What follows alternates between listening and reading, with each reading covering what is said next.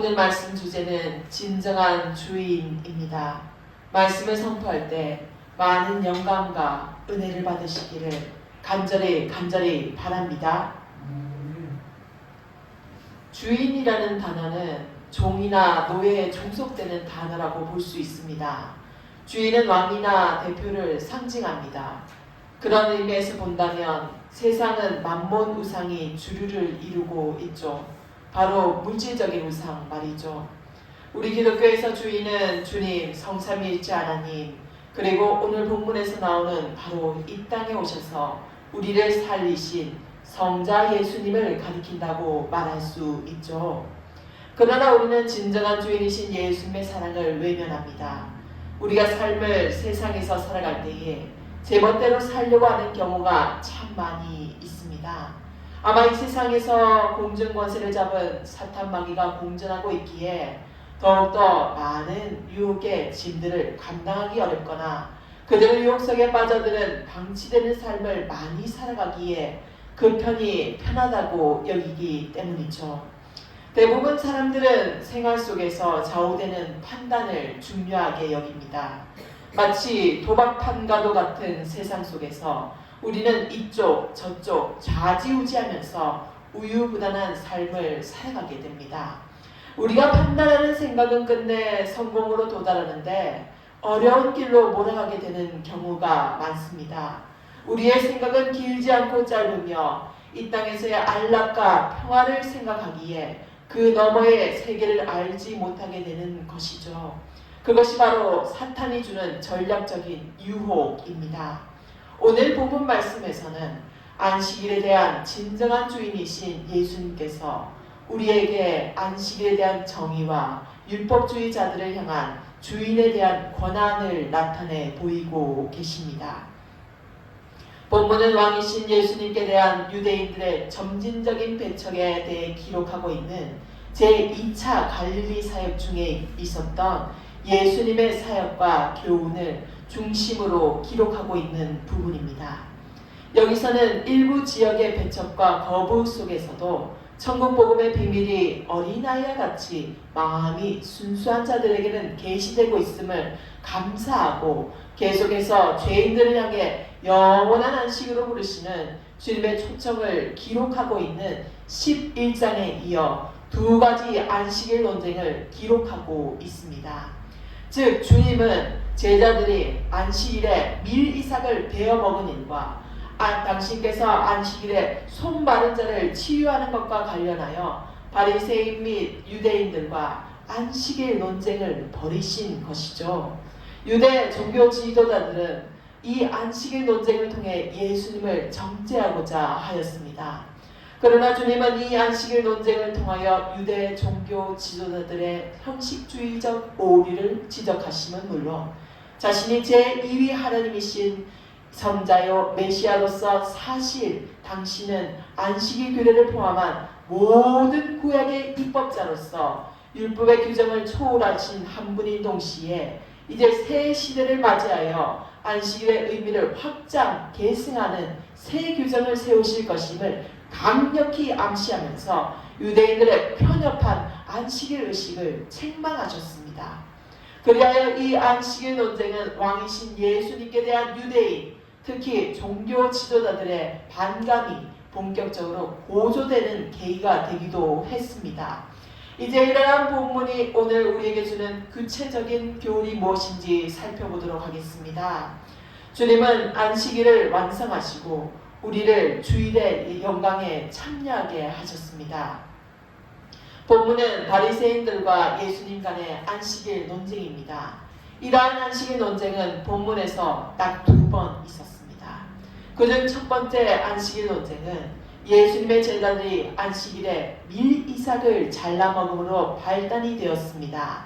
바리새인들은 왜 안식일의 유전을 예수님과 그 제자들이 지키지 않느냐고 공박하였고 예수께서는 인자는 안식일의 주인이며 안식일에 선을 행하는 것이 오히려 더 옳다고 말씀하시므로 바리새인들의 공박에 맞대응하셨습니다. 이런 예수님의 말씀은 지금까지 유대인들이 가지고 있었던 율법 체계를 완전히 뒤바꾸는 엄청난 사건이었습니다.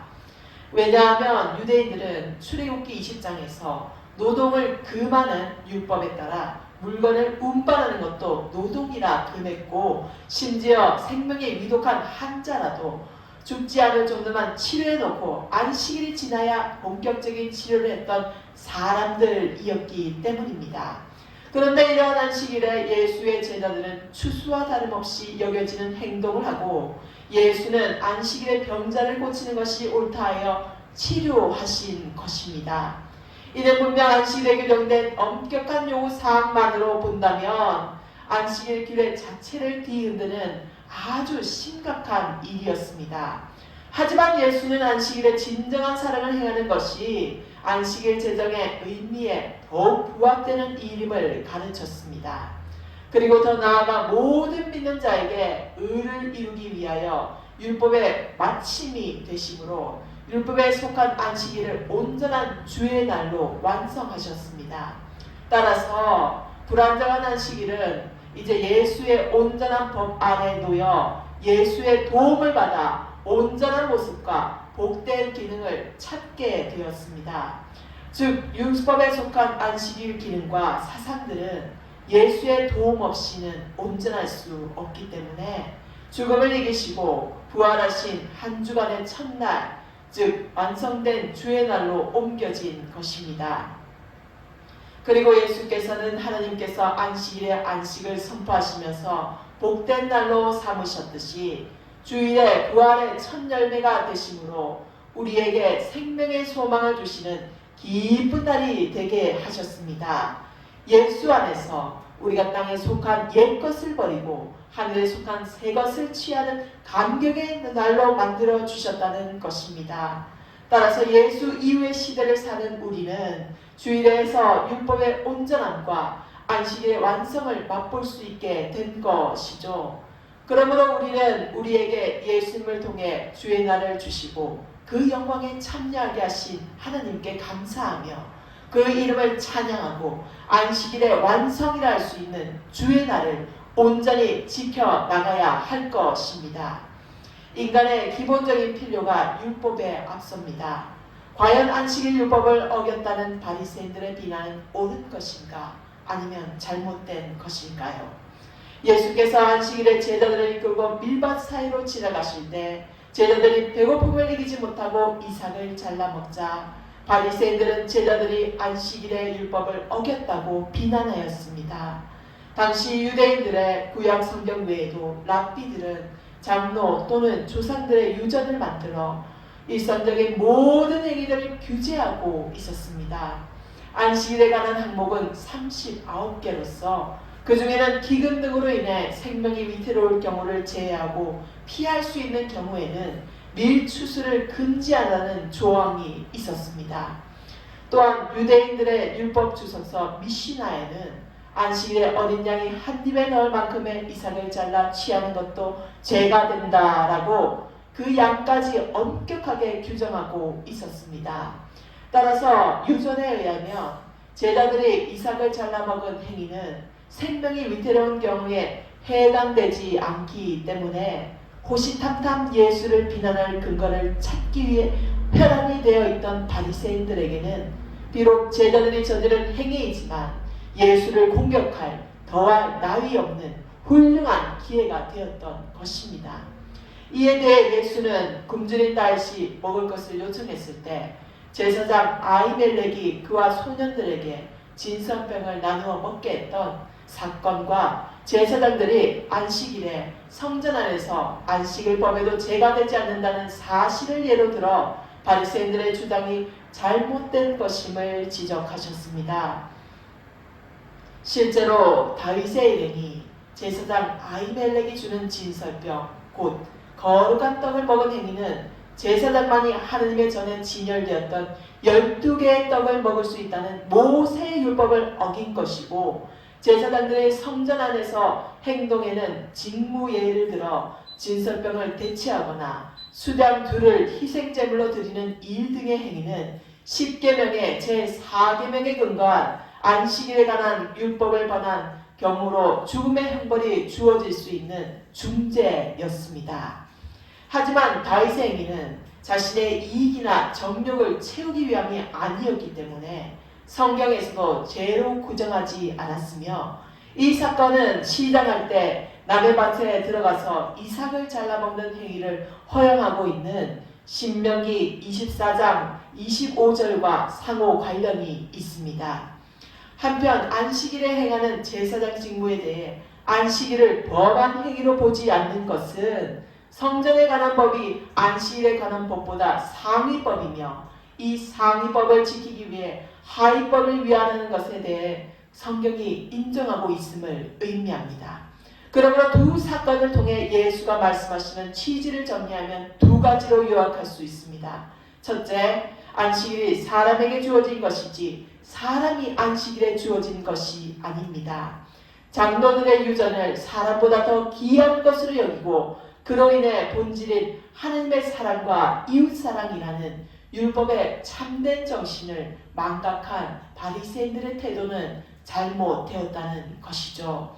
둘째, 제사장들의 안식일 성전 직무가 율법적으로 하자가 없듯이 성전과 제사의 궁극적 존재이신 예수와 그의 사역을 위해 안식일을 범한 제자들의 행동 또한 문제가 되지 않는다는 것이죠.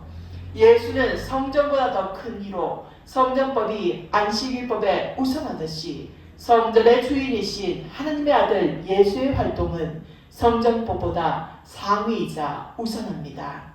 또한 예수는 안식일을 제정하신 안식일의 주인이심을 선포하심으로 인간은 율법의 멍에로부터 벗어나 참된 안식을 얻게 하기 위해 안식일을 개방하셨습니다. 이런 맥락에서 예수는 율법이나 선지자를 폐하러 온 것이 아니라 완전케 하러 오신 분이십니다. 예수의 행위는 일반 사람들이 생각하는 것보다는 보다 근본적인 문제와 관련되어 있습니다. 즉 예수는 안식일에 선을 행하는 것이 옳다고 주장합니다. 한편 누가복음에는 예수가 손 마른 사람을 한가운데서 일어서게 한 것이 기록되었지만 본서에는 그 기록이 생략되었습니다. 유대 사회에서 안식일의 위치는 바로 그 사회의 정체성과 관계된 것이었습니다. 즉 안식일은 유대인들 스스로의 필요에 의해서 만들어진 것이 아니라 하나님이 자신의 창조 사역에 대한 기념과 구원 사역에 대한 기념으로 이방 민족과 구별하기 위하여 하나님께서 제정하신 날이었습니다. 그러나 예수님 당시의 사람들은 안식일 안에서 구원과 해방의 기쁨을 누리기보다는 자신의 정체성 유지를 위한 안식일의 형식적 준수에 급급해 있었던 것이죠.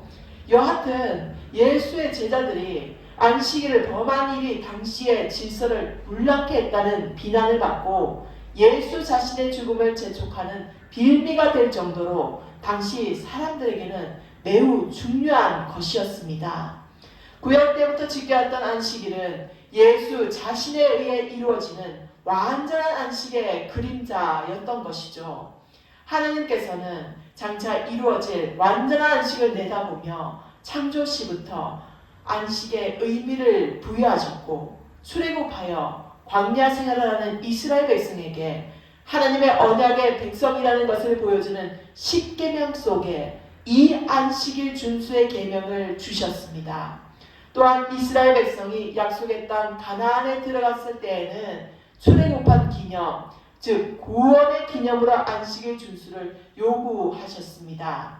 이상에서 구약의 안식일은 창조의 기념과 언약 백성으로서의 확증이자 구원의 기념이라는 의미를 내포하고 있습니다. 이러한 의미를 담고 있는 안식일은 점진적으로 안식년, 희년 제도로 확장되었습니다. 그러나 히브리서에서는 이러한 제도적인 안식이 완성을 이루기에는 아직 미흡하며 안식할 때가 하나님의 백성에게 남아있도다. 그러므로 우리가 저 안식에 들어가기를 힘쓸지니 라고 말하고 있습니다. 이는 그리스도 안에서 이루어지는 안식이며 장차 새 하늘과 새 땅에서 향유하게 될 영원한 안식을 가리킵니다. 본장의 안식일 논쟁은 바로 예수가 안식일의 주인이시며 결국 자신이 안식일을 통한 구속사의 완성이라는 사실을 보여주고 있습니다. 예수는 안식일의 주인이시기 때문에 그의 제자들이 안식일을 어기는 행위는 잘못된 것이 없었고 예수 자신이 안식일을 바로 해석할 수 있는 권위를 가지고 계십니다. 예수는 안식 그 자체이십니다. 또한 본장에서는 오실 예수에 대해서 일시적인 모형의 의미를 가지고 있었고 하나님 임재의 상징이었던 성전과의 비교를 통해서도 하나님의 아들이신 예수의 자기 계시를 강하게 보여주고 있습니다.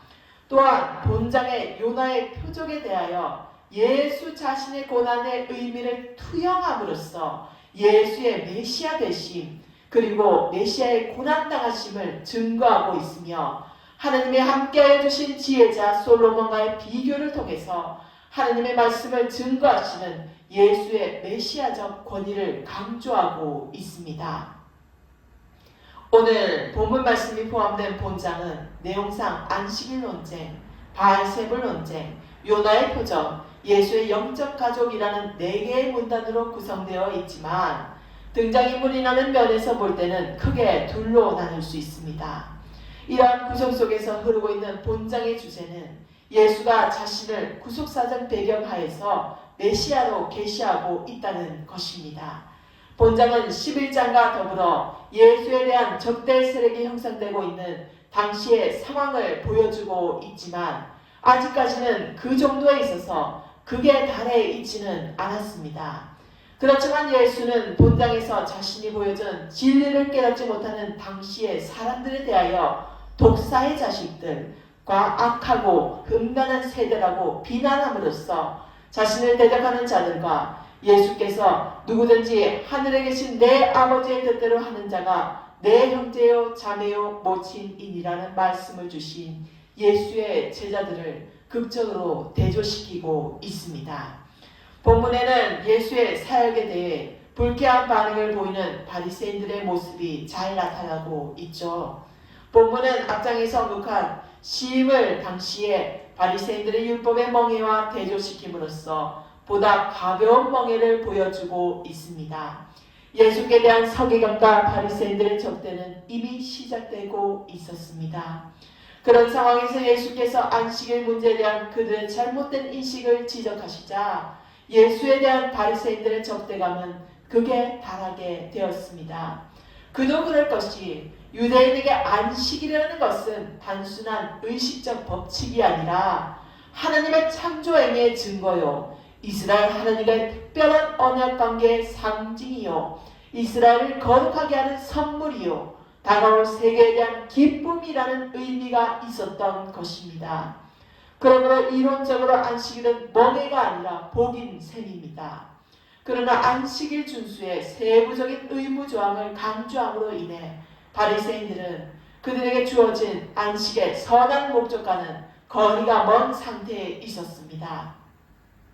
안식일 규칙을 행하는 데에는 아주 심각할 정도의 박식함이 요구되었으나 이 복잡한 규율은 개인의 윤리에는 실제적으로 아무런 도움을 주지 못하고 있었습니다. 본문에서의 안식일 율법에 관한 논쟁은 결국 누가 그 안식일 계명을 해석할 수 있는 권위를 가지고 있느냐의 측면으로 유도되고 있습니다. 말할 나위 없이 예수는 안식일의 주인이시므로 안식일 계명을 온전하게 해석할 수 있는 권위를 가지신 분이십니다. 결국 안식일 준수의 문제는 구속사의 중심이신 예수 그리스도의 빛 가운데 조명되어야만 올바른 의의를 갖는다는 것이죠. 달리 말하면 성도의 윤리는 기독론에 그 초점을 맞추어야 생명력이 있다 하겠습니다. 그렇다면 구약의 안식일은 어떠했을까요? 유대인들은 안식일을 거룩히 지킴으로 이방 민족과 구별될 것을 명령받았습니다. 모세 율법에 의하면 안식일은 매 7일째 되는 날에 지켜야 했고 모두가 참여해야만 했습니다. 즉 종이나 육축이나 집에 거하는 나그네까지도 그날에는 아무 일도 하지 말아야 했습니다. 특히 모세는 이스라엘 백성이 애굽에서 억압받던 노예 생활에서 구원받은 사실을 이유로 안식일을 엄수해야 한다고 강조했습니다. 이스라엘 초기 역사에 있어서 안식일은 모든 노동으로부터 벗어나 하나님의 성소에서 엄숙히 예배드리는 날이었습니다. 신구약 중간시대 안식일은 바벨론 포로 시대에는 안식일이 유대인의 다른 절기들보다 더욱 중요한 사항으로 대두되었습니다.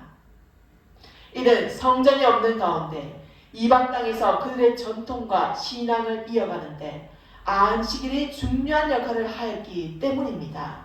또한 포로기한 이후에 에스라, 느헤미야의 개혁으로 안식일 제도는 보다 강화되었습니다. 팔레스타인으로 활동한 에스라와 느헤미야는 그곳에서 제대로 지켜지지 않았던 종교 절기들을 바로잡아야 할 필요를 절감했으므로 안식일을 중히 여겼던 것입니다. 에스라와 느헤미야의 개혁 이후 그들의 후계자들과 서기관들은 안식일 준수의 규정을 포함하는 정교한 법전을 만들었습니다. 그들은 안식일의 정신을 수호하려는 의도로 이런 규정을 만든 것입니다. 이러한 전통은 유대인의 마음속에 안식일이 매우 중요한 요소로 상기되게 하였습니다. 안식일을 중하게 여기는 마음은 곧 회당이 융성케 되는 결과로 이어져 예루살렘 원근 각처에 많은 회당들이 생겼고 회당은 유대인의 종교 생활의 중심이 되었습니다. 안식일에 대한 예수님의 논증은 신약 시대에 이르러 안식일의 진정한 의미는 안식일 준수를 위해 부과된 온갖 규정들과 제약들로 인해 쇠퇴해졌습니다. 안식일 준수는 매우 형식적이고 피상적인 것이 되어버렸습니다. 사람들은 모든 노동에서의 해방과 하나님께 대한 경배라는 안식일의 정신보다도 안식일을 엄격하게 지키는 것 자체에 온 신경을 썼습니다. 그러므로 예수께서는 자신을 의도적으로 올물에 빠뜨리려는 서기관들과 바리새인들을 향해 세 가지로 논증하셨습니다. 첫째, 예수께서는 다윗의 행위를 인용하셨습니다. 즉 다윗과 그의 부하들이 굶주렸을 때 회막에 들어가 제사장들만이 먹을 수 있는 진설병을 먹었습니다. 그러나 그들이 비난을 받지 않는 것은 인간의 기본적인 욕구가 어떤 의식이나 관습보다 우선한다는 생각 때문이었습니다. 둘째, 예수께서는 안식일에 성전에서 행해지는 의식을 인용하셨습니다. 즉 제자들은 안식일에도 제사 의식을 행해야 했으므로 바리새인의 관점에서 보면 안식일 규정을 어긴 것이 됩니다. 그러나 하나님께 드리는 예배는 안식일의 규정보다 우선함으로 합법적인 것이었습니다. 셋째, 예수께서는 하나님께서 원하시는 바는 의식적인 제사가 아니라 인애요 사랑이라고 말씀하셨습니다.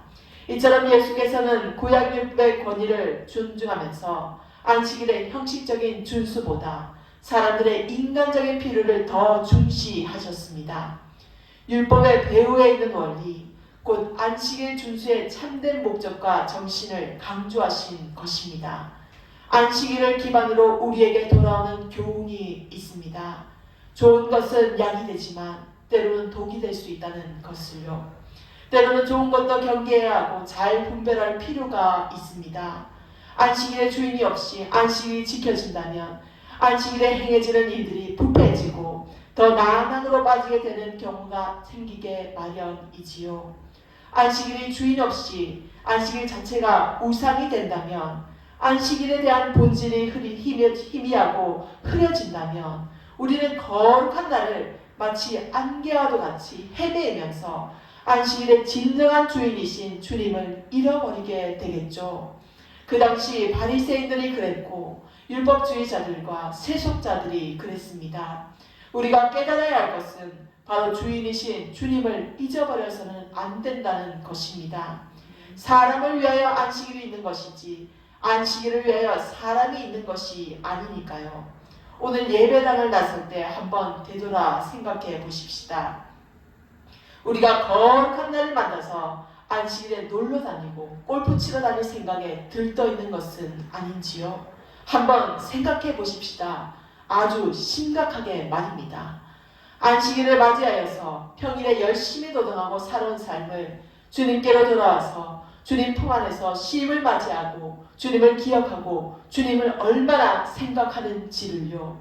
지난 한 해 동안 돌이켜보셨을 때 안식일의 주인이신 주님을 많이 생각하지 못하고 또한 그러한 삶을 제대로 살지 못하셨다면 오늘 이 주일을 맞아서 이 선포되어지는 말씀을 통하여서 다시금 주님의 품으로 되돌아오시길 바랍니다.